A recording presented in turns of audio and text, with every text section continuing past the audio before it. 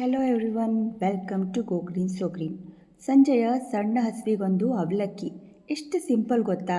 Simple ಅಂತ ನಗಬೇಡಿ, ತಿಂದಂಗೆ ತಿನ್ನಬೇಕು ಅನಿಸುತ್ತೆ. ತುಂಬ ರುಚಿಯಾಗಿರುತ್ತೆ. ನಾವು ಸ್ಕೂಲ್ ಬಿಟ್ಟು ಬಂದಾಗ ನಮ್ಮ ಅಮ್ಮ ಇದನ್ನು ಮಾಡಿಕೊಡೋರು. ನೋಡಿ, ಹಸಿಮೆಣಸಿನಕಾಯನ್ನು ಚಿಕ್ಕದಾಗಿ ಕಟ್ ಮಾಡಿ ಈ ರೀತಿ ಮಾಡಿಟ್ಕೊಳ್ಳಿ. ನಂತರ ಒಂದು ಕಾಯಲ್ಲಿ ಅರ್ಧ ಭಾಗದಷ್ಟು ತೆಂಗಿನಕಾಯಿ ತುರಿನ ತುರ್ಕೋಬೇಕು. ಕಪ್ಪು ಭಾಗವನ್ನು ಬಿಟ್ಬಿಡಿ. ಆಮೇಲೆ ಮಿಕ್ಸಿಂಗ್ ಬೌಲಲ್ಲಿ ಈ ಕಾಯಿ ತುರಿಯನ್ನು ಹಾಕಿಬಿಟ್ಟು ರುಚಿಗೆ ತಕ್ಕಷ್ಟು ಉಪ್ಪನ್ನು ಹಾಕಬೇಕು. ಚಿಕ್ಕ ಸ್ಪೂನ್ ಆಗಿರೋದ್ರಿಂದ ನಾನು 3 ಸ್ಪೂನ್ ಹಾಕಿದ್ದೀನಿ.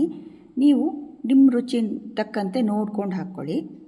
ನಂತರ ಚಿಕ್ಕದಾಗಿ ಕಟ್ ಮಾಡಿರುವಂಥ ಹಸಿಮೆಣಸಿನಕಾಯನ್ನು ಹಾಕಬೇಕು. ಅದಕ್ಕೆ 3 ಸ್ಪೂನಷ್ಟು ಸಕ್ಕರೆ ಹಾಕಿರಬೇಕು. ಯಾಕೆಂದರೆ ಸಕ್ಕರೆ ಹಾಕಿದ್ರೇ ತುಂಬ ರುಚಿ. ಬೆಲ್ಲ ಬೇಕಾದರೂ ಹಾಕ್ಕೋಬೋದು, ಆದರೆ ಕಲರ್ ಸ್ವಲ್ಪ ಡಿಫರ್ ಆಗುತ್ತೆ. ಕೆಲವರು ಜೋನಿ ಬೆಲ್ಲ ಹಾಕು ಮಾಡ್ತಾರೆ. ಇದನ್ನು ಈ ರೀತಿ ಚೆನ್ನಾಗಿ ಮಿಕ್ಸ್ ಮಾಡಿ ಕಲಿಸ್ಕೋಬೇಕು. ಒಂದು ಚೂರು ನೀರನ್ನು ಚಿಮ್ಸ್ಕೋಬೇಕು. ನೀರು ತುಂಬಾ ಹಾಕಬೇಡಿ. ನಾವಿಲ್ಲಿ ಯೂಸ್ ಮಾಡ್ತಾ ಇರೋದು ಪೇಪರ್ ಅವಲಕ್ಕಿ. ಗಟ್ಟಿ ಅವಲಕ್ಕಿನ ಖಂಡಿತ ಯೂಸ್ ಮಾಡಬೇಡಿ.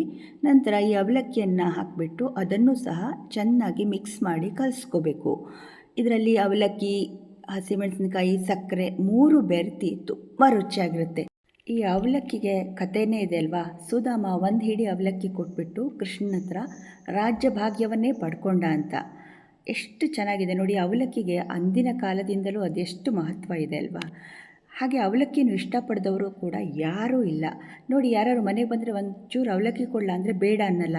ಯಾಕೆಂದರೆ ಅವಲಕ್ಕಿನ ಬೇಡ ಅನ್ನಬಾರ್ದು ಅಂತಾರೆ. ನೋಡಿ, ಒಂದು ಸಾರಿ ನೀವು ಟ್ರೈ ಮಾಡಿ ಹೇಗಿದೆ ಅಂತ ನನಗೆ ತಿಳಿಸಿ. Thank you.